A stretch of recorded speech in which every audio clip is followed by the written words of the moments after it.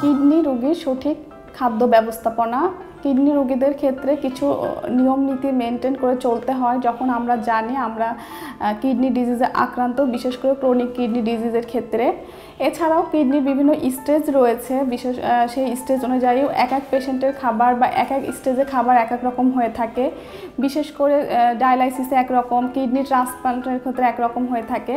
Glomerular filtration rate দেখে কিন্তু আমরা কিডনির ডায়েট কার ক্ষেত্রে কীরকম হবে সেটা ঠিক করে থাকি।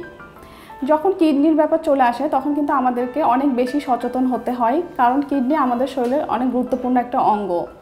কিডনির কাজ কিন্তু আমাদের শরীরে সোডিয়াম পটাশিয়ামের যে ভারসাম্য রয়েছে সেটাকে রক্ষা করা, আমাদের শরীরে যে অ্যাসিড ক্ষারের ভারসাম্য রয়েছে সেটাকে রক্ষা করা, এছাড়া আমাদের শরীরে যে ওয়েস্ট প্রোডাক্ট রয়েছে সেগুলো ইউরিনের মাধ্যমে দেহের বাইরে বের করে দেয়া। কিডনির পেশেন্টের ডায়েট কিন্তু পেশেন্ট টু পেশেন্ট এক এক রকম হয়ে থাকে। আমি যদি ইন জেনারেল বলে থাকি সেক্ষেত্রে কিছু নিয়মকানুন আসলে সবার ক্ষেত্রেই মেনটেন করতে হয়।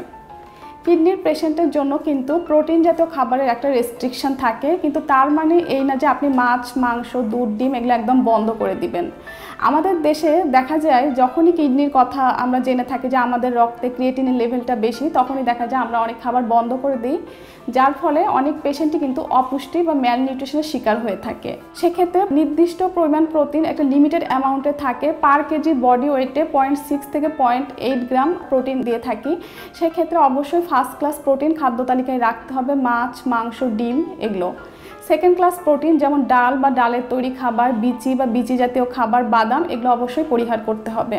এরপরে যদি আসি পানিটা কিন্তু খুবই গুরুত্বপূর্ণ, কারণ অনেকেই আছে কিডনি ভালো রাখার জন্য অনেক বেশি পানি খেয়ে থাকেন, এটা কিন্তু করা যাবে না। পানির ক্ষেত্রে যেটা করতে হবে, কিডনি পেশেন্টের ক্ষেত্রে একটু পানির রেস্ট্রিকশান থাকে, কারণ এটা ইউরিনের ফ্রিকুয়েশন দেখে কিন্তু একজন ডক্টর ঠিক করে থাকে কার জন্য কতটুকু পানি হবে। তবে সেক্ষেত্রে দেখা যায় 1.5 থেকে 2 লিটারের মধ্যে এটা সীমাবদ্ধ থাকে, এবং সেটা আপনাকে 24 ঘন্টায় পানিটা পান করতে হবে। এবং আপনি যদি আদার্স কোনো লিকুইড খেয়ে থাকেন, চা, কফি, স্যুপ, সেটাও কিন্তু এটার মধ্যে আপনাকে কাউন্ট করতে হবে। এরপরে কিডনির পেশেন্টের ক্ষেত্রে সোডিয়াম পটাশিয়ামের যেহেতু কিডনি ফাংশনটা যখন প্রপারলি কাজ করে না, তখন এর ব্যালেন্সটাও প্রপারলি ব্লাড সুগারে কন্ট্রোল হয় না, তখন কিন্তু দেখা যায় যে সোডিয়াম পটাশিয়ামের অনেক নিয়ন্ত্রণ থাকে না। সেক্ষেত্রে অবশ্যই সোডিয়াম জাতীয় খাবার, বিশেষ করে লবণের বিষয়ে একটু সতর্ক থাকতে হয়। কাঁচা লবণটাকে এই সময় পরিহার করতে বলা হয়, রান্নায় টেস্ট অনুযায়ী পরিমিত লবণ সেক্ষেত্রে খেতে বলা হয়ে থাকে। এরপর যদি আসি পটাশিয়ামযুক্ত খাবার, অধিকাংশ কিডনি পেশেন্টেরই একটা ধারণা থাকে যে ফল বন্ধ করে দেন। কিডনির পেশেন্টরা কিন্তু ফল অবশ্যই খেতে পারবেন, সেটা অবশ্যই লিমিটেড অ্যামাউন্টে 80 থেকে 100 গ্রাম আমরা খেতে বলে থাকি পটাশিয়ামের রেঞ্জ দেখে। সেক্ষেত্রে কিডনির পেশেন্টের জন্য সবচেয়ে ভালো ফল সবুজ আপেল, নাশপাতি, পেঁপে, পেয়ারা। অবশ্যই আপনাকে সাইট্রাস ফ্রুট বা টক ফল যেগুলো রয়েছে বা অধিক পটাশিয়ামযুক্ত খাবার, ডাবের পানি, কলা, এই জাতীয় ফ্রুটসগুলো কিন্তু আপনাকে অবশ্যই পরিহার করতে হবে। এরপরে যদি আসি হাই ফাইবার জাতীয় খাবারও কিন্তু কিডনির পেশেন্টের ক্ষেত্রে রেস্ট্রিকশন থাকে, কারণ এই খাবারগুলো কিডনিতে দেখা যায় যে অনেক বেশি প্রেশার ক্রিয়েট করে থাকে। এরপরে অধিক আয়রনযুক্ত খাবারও কিডনি পেশেন্টদের ক্ষেত্রে একটু নিষেধ থাকে, সেক্ষেত্রে একটু বুঝে শুনে খেতে হবে আপনাকে খাবার। এরপরে যদি আসি কোন খাবারগুলো আপনি পরিহার করবেন কিডনি রোগের ক্ষেত্রে। কিডনি পেশেন্টদের কিন্তু সবজির ক্ষেত্রেও একটা রেস্ট্রিকশান থাকে, বিশেষ করে পিউরিনযুক্ত খাবার, টমেটো, শসা, গাজর, পাট শাক, পুঁই শাক, পালং শাক বা গ্রিন লিফি ভেজিটেবল যেগুলো থাকে সেগুলোও কিন্তু পরিহার করতে বলা হয়।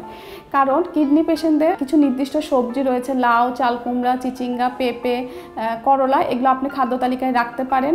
যদিও সব ধরনের সবজি খাওয়া যায় না, কিন্তু কিছু করার থাকে না, একটু রেস্ট্রিক্ট নিয়মকানুন মেনে চললে আপনার কিডনিটাকে অনেক বেশি দিন সুস্থ রাখা যাবে। এরপরে অনেকেরই একটা ধারণা থাকে দুধ বা দুধের তৈরি খাবার খেতে পারবেন কিনা।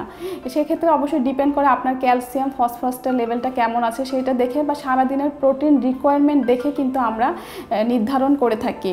এছাড়া সাগু কিডনি ফিল্ট্রেশনের জন্য অনেক ভালো, এবং অবশ্যই আপনাকে রেড মিট অ্যাভয়েড করতে হবে। আপনারা যদি এইভাবে একটু নিয়মকানুন মেনে চলেন, একজন কিডনির পেশেন্ট কিন্তু অনেক দিন সুস্থ এবং সুন্দরভাবে বেঁচে থাকতে পারবেন, এবং কিডনিটাকে ক্রিয়েটিনিন লেভেলটাকে নির্দিষ্ট রেঞ্জের মধ্যে রাখতেও অনেক বেশি হেল্পফুল হবে।